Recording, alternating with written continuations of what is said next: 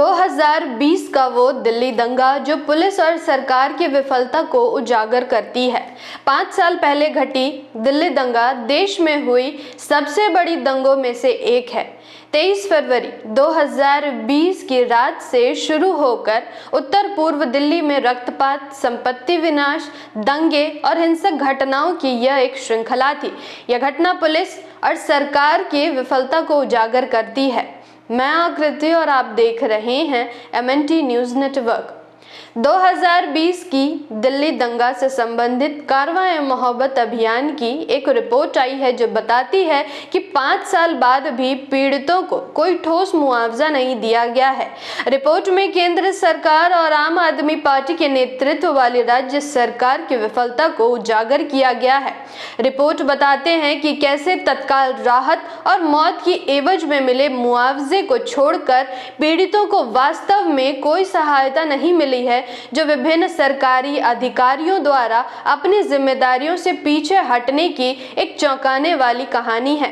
हिंसा की 5वीं बरसी पर प्रकाशित 117 पन्नों की यह रिपोर्ट बताती है कि यह भारत के इतिहास में सांप्रदायिक हिंसा के बाद मुआवजे के भुगतान की संभवतः सबसे खराब स्थिति है।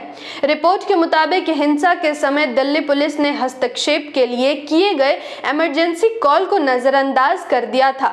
हालत इतनी गंभीर थे कि सेवानिवृत्त न्यायाधीश जस्टिस S मुरलीधर को आधी रात में दखल देना पड़ा, जिससे दर्जनों लोगों की जान बचाई जा सकी। रिपोर्ट यह भी बताती है कि जब हिंसा अपने चरम पर थी तब राज्य सरकार के उच्च पदस्थ अधिकारी मंदिरों में प्रार्थना कर रहे थे।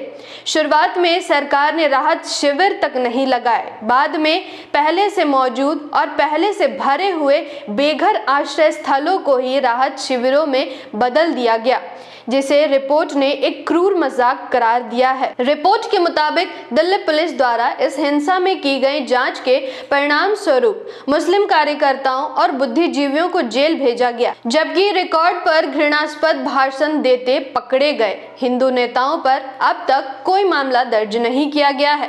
इस पुलिस जांच की आलोचना कई निचली अदालतें कर चुकी हैं। आश्चर्य की बात यह है कि 2020 में हुए इस दंगे के लिए दिल्ली सरकार ने मुआवजे की राशि को 1984 के दिल्ली दंगों के पीड़ितों को मिले मुआवजे से बहुत कम रखा। रिपोर्ट बताते हैं कि दिल्ली सरकार ने खुद मुआवजा तय करने के अपने दायित्व को हाई कोर्ट के जरिए north east Delhi right claims commission को सौंप दिया, जो मूल रूप से संपत्ति के नुकसान का आकलन कर दंगाइयों से उसकी भरपाई करवाने के लिए बनाई गई थी।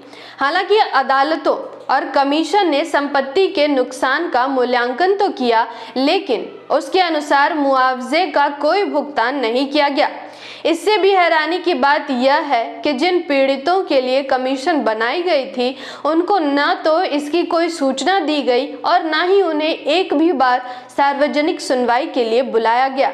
हालिया बजट के अनुसार दिल्ली का कुल बजट 75,000 करोड़ रुपए है, जबकि राहत के लिए केवल 153 करोड़ रुपए की मांग की गई, जिसमें से सिर्फ 21 करोड़ रुपए मंजूर किए गए थे। रिपोर्ट के अनुसार इस दंगे में मुसलमानों से जुड़े कुल 139 मामले दर्ज किए गए, जिनमें से 114 मामले संपत्ति नुकसान के और 25 मामले शारीरिक चोट के थे, जबकि अन्य समुदायों से संबंधित केवल 5 मामले सामने आए, जिनमें 3 संपत्ति नुकसान और 2 शारीरिक चोट से संबंधित थे।